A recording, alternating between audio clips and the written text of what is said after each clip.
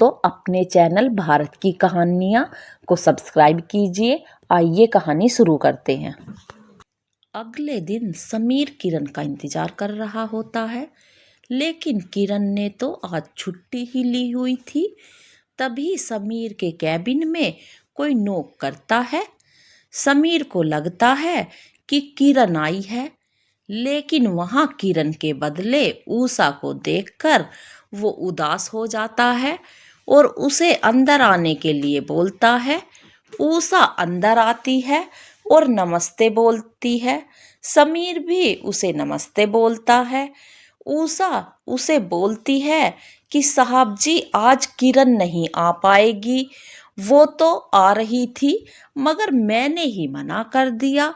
वो सारी रात नहीं सो पाई थी, इसीलिए कृपा करके आप उसे छुट्टी दे दीजिए। समीर बोलता है, पिछली रात के बारे में सोचता है और बोलता है, कोई बात नहीं, आज उसे आराम करने दो, मुझे कोई दिक्कत नहीं है।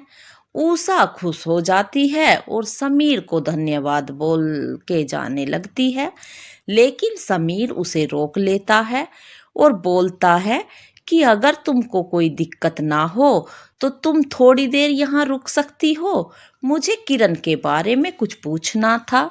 ऊषा थोड़ा घबरा जाती है, तो समीर उससे बोलता है, तुम्हें डरने की कोई जरूरत नहीं, तुम आराम से यहाँ बैठ जाओ। अगर तुम्हारा जवाब देने का मन ना हो तो मत दो। ऊषा उसे जी साहब बोलती है और खड़ी ही रहती है।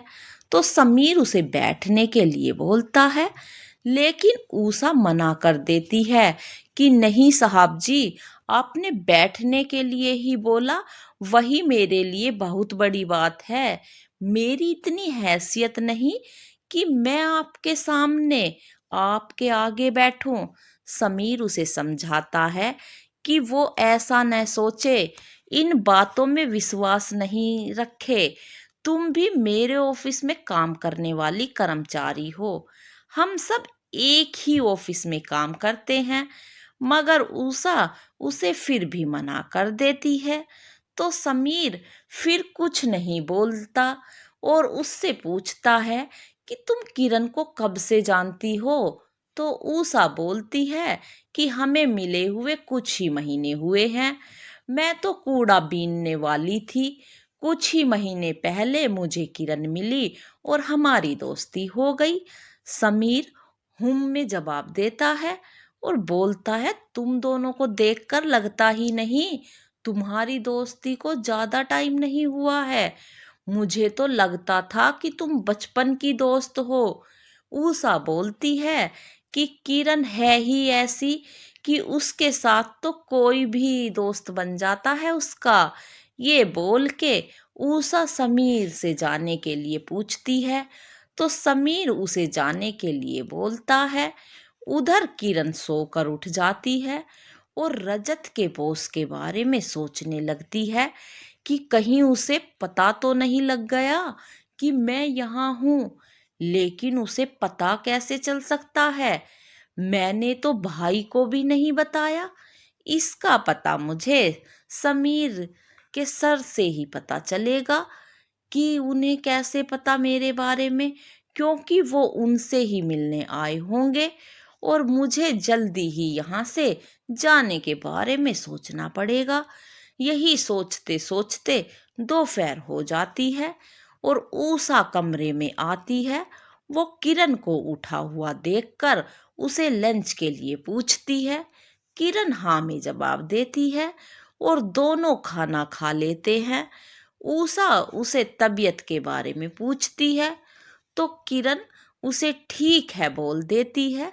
लेकिन ऊषा उसे देखकर मन में बोलती है कि किरण इतनी बात कैसे भूल सकती है? क्या उसे बहुत बड़ा झटका लगा है जो वो इतनी बड़ी बात पर ध्यान नहीं देती? और उसने मुझसे झूठ क्यों बोला होगा? क्या मैं उससे पूछ लूं?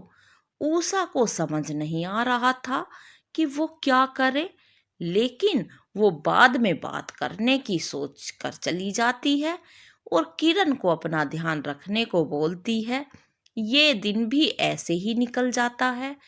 अब किरण थोड़ा नॉर्मल हो जाती है, क्योंकि उसे अभी आगे का भी सोचना था।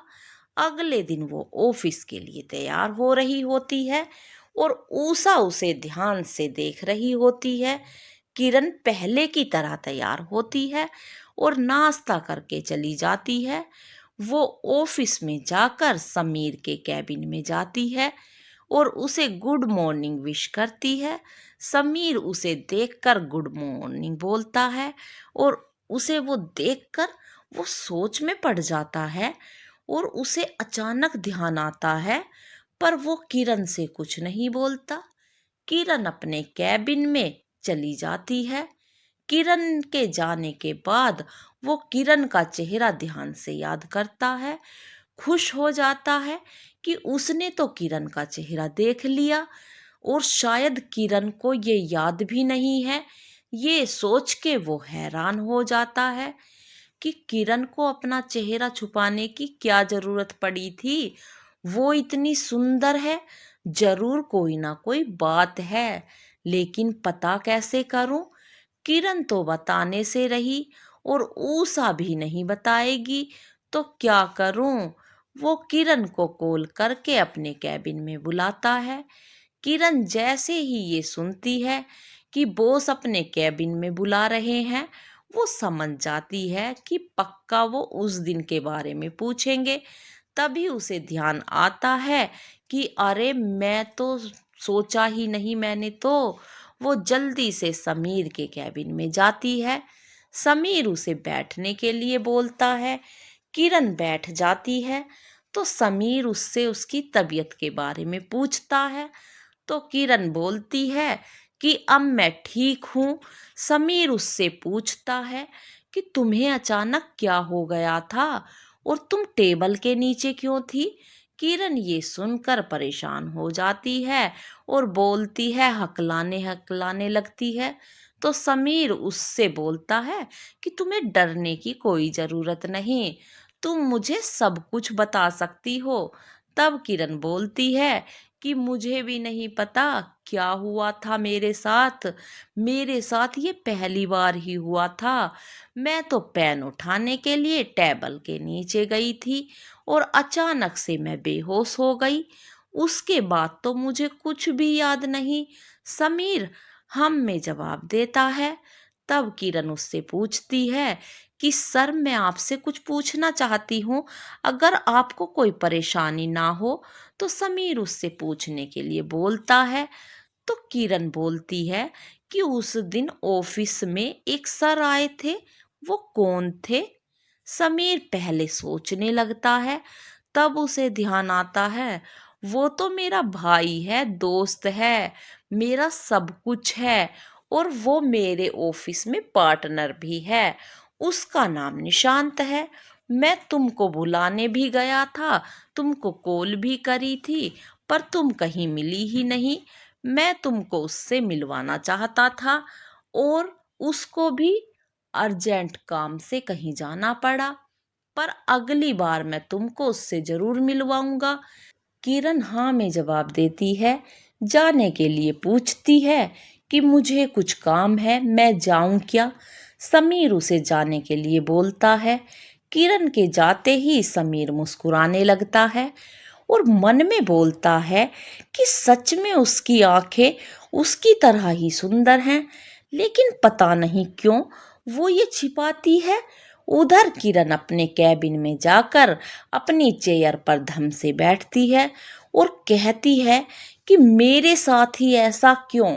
अब मैं क्या करूं? मेरा यहाँ पर रहना अब सही नहीं है, मुझे जल्दी ही यहाँ से निकलना पड़ेगा। वो अपने कंप्यूटर में ऑनलाइन चेक करती है ताकि वो अपने लिए सुरक्षित जगह ढूंढ पाए। ये दिन किसी का खुशी में तो किसी का चिंता में गुजर जाता है। रात में किरण गार्डन के बैक साइड जाती है और अपने भाई को कॉल करती है। दूसरी तरफ से पहली घंटी में कॉल रिसीव हो जाता है।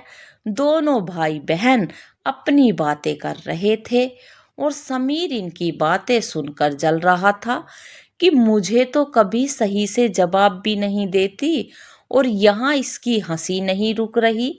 मुझे तो कुछ करना पड़ेगा ताकि मैं इसके बारे में सब कुछ पता कर सकूं।